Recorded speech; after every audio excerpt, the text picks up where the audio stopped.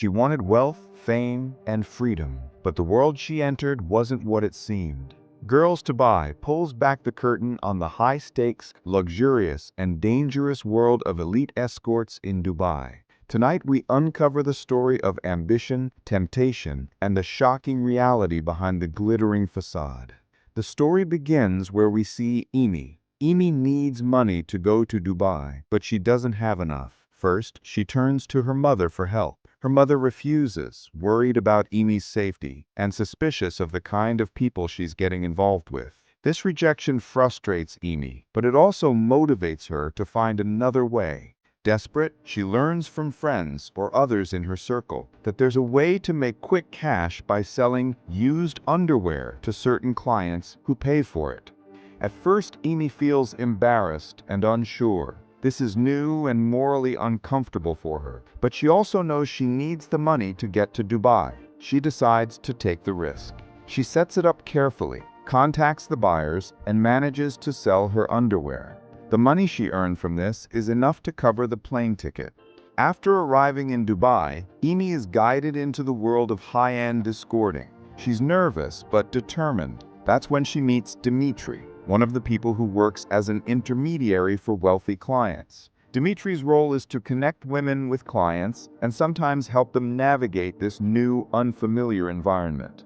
After Emi meets Dimitri and starts learning how things work, Dimitri asks her, is she a virgin? He explains that certain clients pay significantly more for women who are virgins.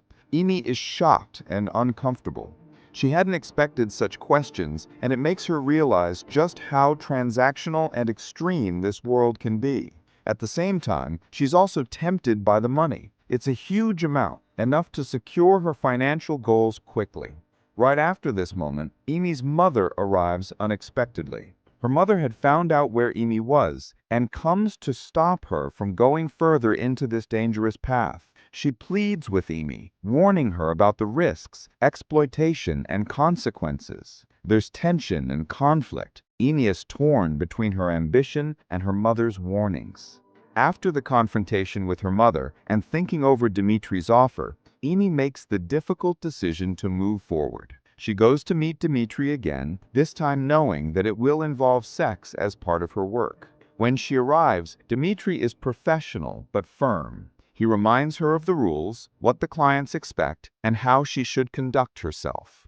Emi is nervous and hesitant, but she tries to stay composed, understanding that this is the step she needs to take to earn the money and establish herself. As Emi becomes more experienced in her work, she starts learning the rules of the business, including how to handle clients who want extra services. She realizes that certain requests beyond basic meetings or companionship come with higher fees. Emi talks openly with Dimitri or other intermediaries about these requests and learns how to negotiate. She begins understanding which clients are willing to pay more, how to set boundaries, and how to protect herself while still maximizing her earnings. This is an important turning point because Emi starts to see the business side of things. She's no longer just reacting to what's asked of her. She's calculating, negotiating, and making choices that will benefit her financially. After working with her first clients and getting a feel for the business, Emi comes across a group of other women who are already working in Dubai as escorts. These women are confident, stylish, and seem completely at ease in this world. Seeing them is both intimidating and inspiring for Emi. She realizes that there's a network and hierarchy in this lifestyle. Some women are very experienced, have high-paying clients, and enjoy the wealth and freedom it brings. After gaining some experience and meeting other women in Dubai, Emi is introduced to Sam, a man who connects women with wealthy clients. Sam is important because he has access to high-paying clients and can help women like Emi increase their earnings. Sam introduces her to the idea of recruiting other women for the business. He explains that the more girls she can bring in, the more money she can earn, not just from her own clients, but also from managing others. Sam explains that she can take a cut of what each girl earns, making it a business rather than just individual work. After learning from Sam, Emmy actively begins recruiting other girls to work with her. She doesn't just wait for them to come, she reaches out directly. She looks for girls who are young, attractive, and ambitious, often targeting friends, acquaintances, or girls she notices in social or modeling circles.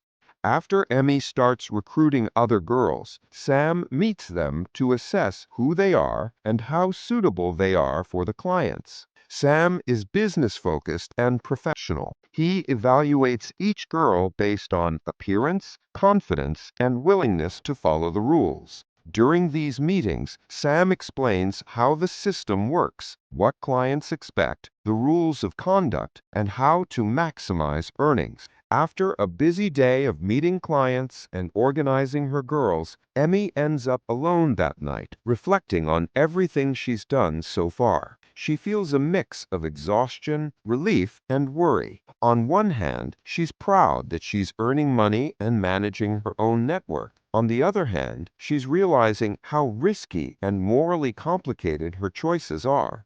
At one point, Emmy attends a night party organized for high-paying clients. This is one of her first experiences with the more glamorous but morally complex side of the business. The party is filled with wealthy men, other women working as escorts, and an atmosphere of luxury and temptation.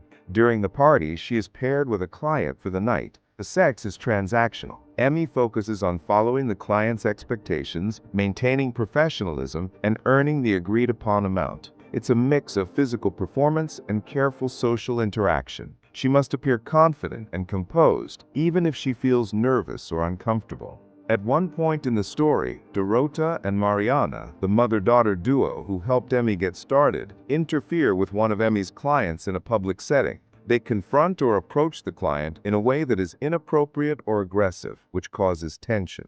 After the public incident with Dorota and Mariana, the client and Sam recognize Emmy's professionalism and potential. They approach her with an offer. They want to work with her directly, without Dorota and Mariana involved. This is a turning point for Emmy. The client's and Sam's decision shows that they trust her ability to handle business on her own. It also creates tension with Dorota and Mariana, who had been acting as middlemen or guides. They realize that Emmy is stepping out of their control and becoming her own authority. After gaining the client offer from Sam and the high-paying client, Emmy becomes more confident in her role. She starts actively recruiting new girls to expand her network. Emmy looks for ambitious, attractive young women who want to make quick money. She finds them through friends, social circles, and modeling or nightlife scenes. Once the new girls agree, Emmy begins managing schedules, client assignments, and rules, creating a small, structured network that can operate efficiently. After Emmy recruits several girls, Sam meets them all together. He evaluates each girl for suitability, looks, confidence, and how well they follow the rules. Sam's purpose is to make sure they are capable of handling high-profile clients safely and professionally. At one point, one of Emmy's high-paying clients, a very wealthy and powerful man referred to as a king, gives the girls a challenge. He tells them that if any of them can make him laugh, he will pay them $50,000. Emmy and the other girls start trying different ways to entertain him, through conversation, humor, or playful behavior, hoping to win the reward. Clients often expect creativity, wit, and the ability to engage them in unusual ways. One night, after a big client event, Sam calls Emmy in and he is furious. The demand for girls is growing, but Emmy has not brought in enough to satisfy the clients. Sam makes it clear that what she has done so far is not enough. He tells her bluntly that he wants 20 more girls, young, beautiful, and ready to work. For Emmy, this moment is overwhelming. She's already pushed herself to recruit several girls, but now Sam's demand forces her to think bigger. She realizes that this is no longer about just managing a small circle. Sam expects her to build a large, fast-expanding network, almost like a pipeline, where new girls are constantly supplied for clients. During one of the luxury trips arranged for clients, Emmy and the girls are taken onto a lavish ship. The atmosphere is glamorous on the surface. Expensive drinks, music, powerful men, and the girls expected to entertain. But beneath the glitter, tension builds. Among the men present is Santino's brother, who behaves aggressively. He crosses boundaries, treating Emmy with disrespect and trying to force himself on her. Unlike most clients who at least keep up appearances, his behavior is crude and humiliating. Emmy, already under constant pressure from Sam and the clients, reaches a breaking point. Instead of tolerating his actions, she lashes out in anger and hits Santino's brother. Following the violent outbursts on the ship, Emmy finds herself in a vulnerable position. Word spreads, and she knows she may have crossed a dangerous line with Santino's powerful family. Around this time, she reconnects with Dorota and Mariana. Despite their earlier conflicts and Emmy's attempt to separate from their control, the two women reappear in her life. Dorota and Mariana sense both an opportunity and Emmy's need for protection or guidance after the fallout. They persuade her. When Emmy arrives in Dubai with Dorota and Mariana, she knows the city represents both opportunity and danger. Soon after settling in, she unexpectedly comes across Santino's brother again, the same man she had hit on the ship. The moment is tense. Santino's brother hasn't forgotten the humiliation. His presence reminds Emmy that her past actions still carry weight, especially in a place like Dubai, where powerful men can easily take revenge. When Emmy crosses paths with Santino's brother again in Dubai, things turn dangerous. He hasn't forgiven the humiliation from the ship, and now, in his territory, he has the upper hand. Instead of simply ignoring her, he uses his power to take revenge. He intimidates and abuses her, showing her that in this world, defying powerful men has consequences. He treats her cruelly, not as a person, but as property, making sure Emmy feels powerless. For him, it's not just about control. It's about punishing her for daring to stand up to him before. Emmy is left shaken. She realizes that no matter how strong or independent she tries to be, there are men in this world who can crush her efforts with a single move. As Emmy's story progresses in Dubai, the glamour, money, and power start to collapse under the weight of betrayal, danger, and exploitation. The film closes on a dark note rather than a happy ending. It shows Emmy reflecting on her choices, carrying both scars and lessons. Instead of a story of success, it becomes a warning about how ambition, manipulation, and desperation can pull someone into a world that looks beautiful but is built on exploitation and danger. So, that was the story of Girls to Buy, a film that exposes the dark side of glamour and luxury. If you found this explanation interesting, don't forget to hit the like button, share this video with your friends, and subscribe to CineBreaks for more movie breakdowns and hidden stories from cinema. Thanks for watching, and I'll see you in the next one.